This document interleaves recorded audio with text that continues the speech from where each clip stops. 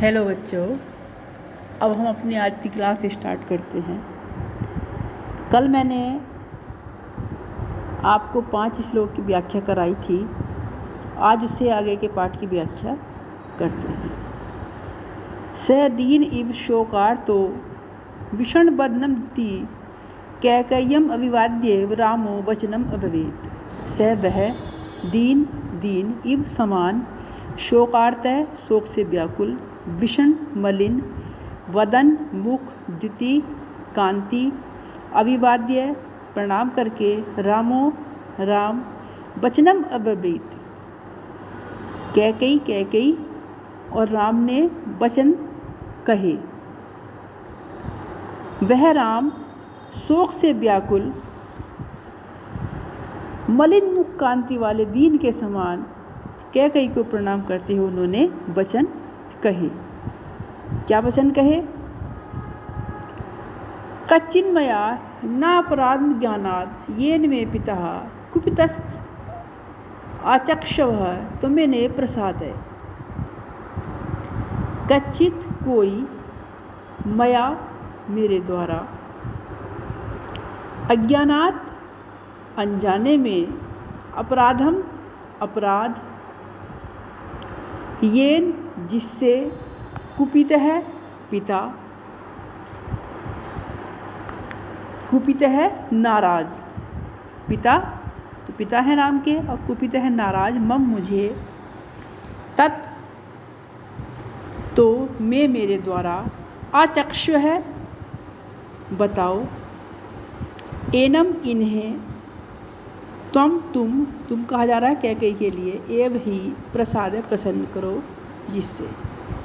राम कैकई से कहते हैं कि मुझसे कोई अनजाने में अपराध तो नहीं हो गया जिससे पिताजी मेरे से नाराज हैं, अतः आप मुझे ये बताइए कि मैं ऐसा क्या कार्य करूं कि जिससे पिता प्रसन्न हो जाए, अथवा आप ही इन्हें प्रसन्न कीजिए।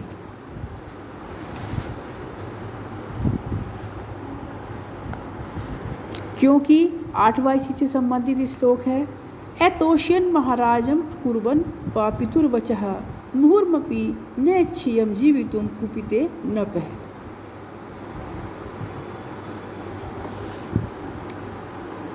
कुपिते नाराज मैंने बताया है, नृपे राजा के, एतोष्यन असंतुष्ट करके, मुहूर्तमपि घड़ी भर भी, जीवितुम जीवित रहना, न नहीं इच्छेयम करता हूँ। क्योंकि महाराज दशरथ नाराज हैं और उन्हें प्रसन्न किए बिना पिताजी के वचनों का पालन न करते हुए 2 घड़ी भी मैं जीवित रहने की इच्छा नहीं करता हूँ। अर्थात अपने पिता को नाराज करके मैं 2 घड़ी भी जीवित रहने की इच्छा नहीं करता हूँ। ये तो मूलम नर पश्येत प्रादुर्भाव महात्मनः कथम तस्मिन् वर्तेत प्रत्यक्षे सति दैवते। नरह मनुष्य यह इस आत्मन अपनी प्रादुर्भावम जन्म को, ये तो मूलम जिस कारण से, प्रत्यक्ष से सामने, दैवते देवतुल्यम मनुष्य का इस संसार में जिसके मूल कारण से जन्म होता है, उस पिता रूपी प्रत्यक्ष देवता के जीते जी उनके अनुकूल बर्ताव क्यों नहीं करना चाहिए, अर्थात अपने पिता के अनुकूल बर्ताव करना चाहिए। एव मुक्ता तु कैकेयी राघवेण महात्मनः उवाचेदं सुनिर्लज्जा धृष्टमात्महितं वचः। महात्मना महान पुरुष है, राघवेण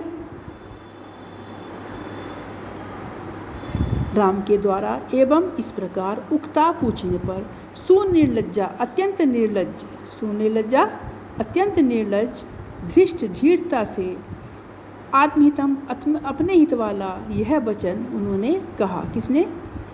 कैकई ने। महान पुरुष राम के द्वारा ये पूछे जाने पर कि पिताजी क्यों नाराज हैं, मैं उनके बिना जीवित नहीं रहना चाहता हूँ, कैकई ने दृढ़ता पूर्वक ये वचन कहे।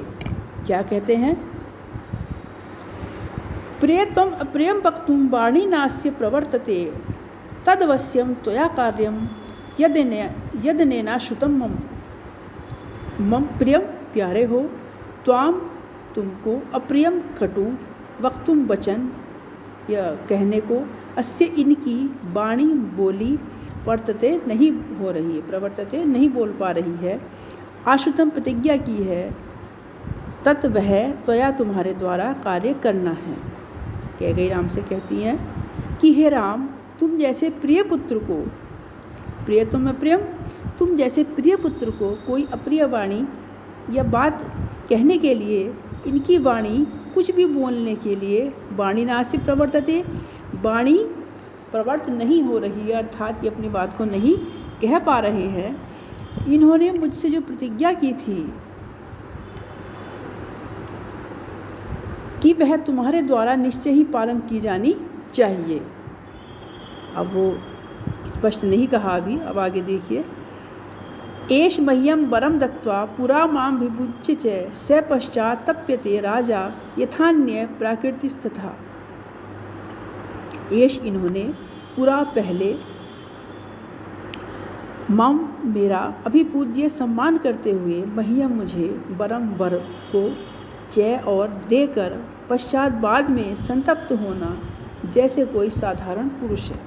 कि अर्थात कहने का अर्थ ये है कि इन्होंने कहती है कि इन्होंने पहले मेरा सम्मान करते हुए मुझे 2 वचन दिए थे, 2 वरों को दिया था, परंतु बाद में महाराजा दशरथ हैं एक साधारण पुरुष की भांति दुखी हो रहे हैं।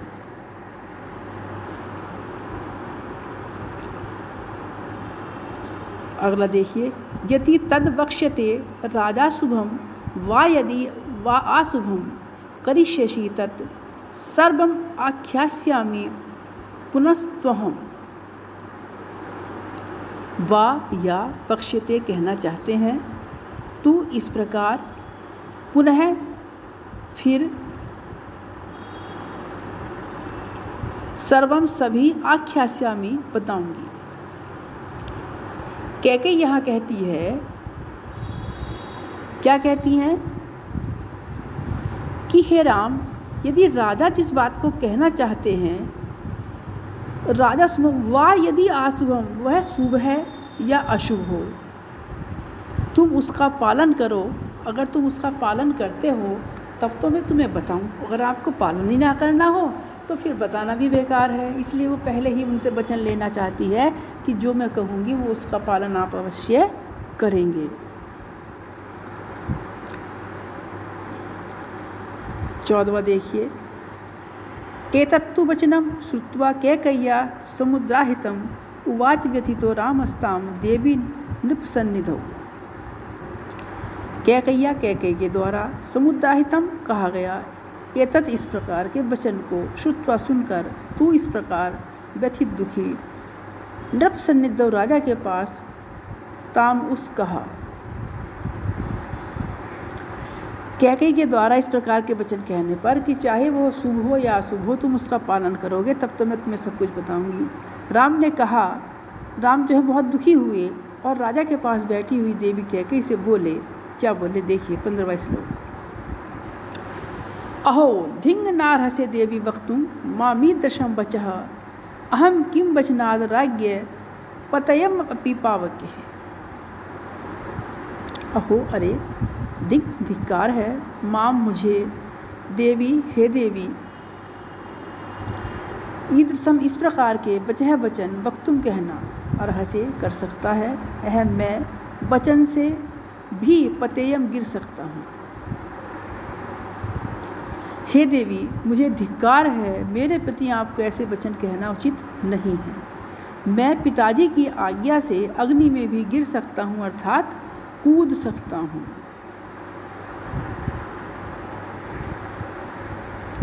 ये बच्चों आपके 15 श्लोक हुए।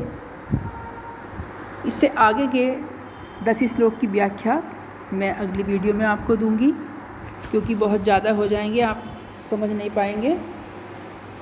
धन्यवाद।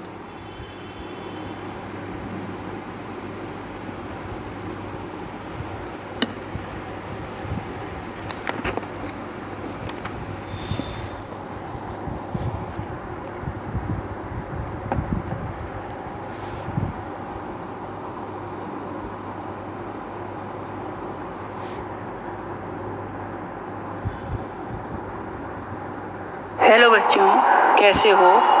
आज हम